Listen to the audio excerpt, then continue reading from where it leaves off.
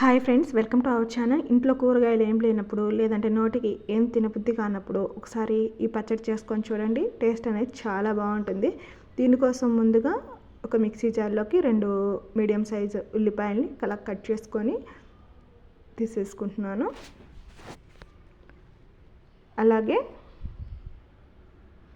టేస్ట్కి తగ్గట్టుగా సాల్ట్ వేసుకోవాలి.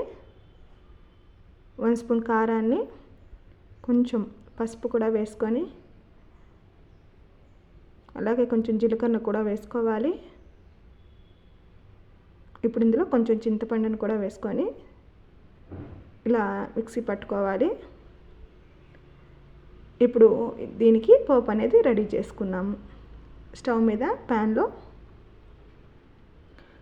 1 టేబుల్ స్పూన్ ఆయిల్ వేసుకొని ఇది హీట్ అయ్యాక 2 ఎండుమిర్చిని ఇలా తుంచి వేసుకోవాలి. అలాగే పోపు గింజలన్నిటిని వేసేసుకుందాము. ఆవాలు, జీలకర్ర, పచ్చెనపప్పు, మినపప్పు వేసుకోవాలి.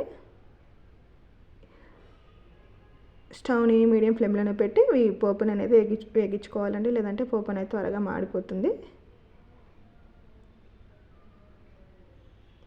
ఇప్పుడు ఇందులో కొంచెం కరివేపాకు కూడా వేసేసుకొని, కావాలంటే మనం వెల్లుల్లి రెబ్బలు కూడా అలా దంచి వేసేసుకోవచ్చండి. ఈ పోపు అనేది వేగిన తర్వాత మనం ముందుగా రెడీ చేసుకున్న పచ్చడిని దీనిలో వేసుకొని ఆ పచ్చి వాసన అంతా పోయి ఆయిల్ అనేది పైకి తేలే వరకు ఫ్రై చేసుకోవాలి.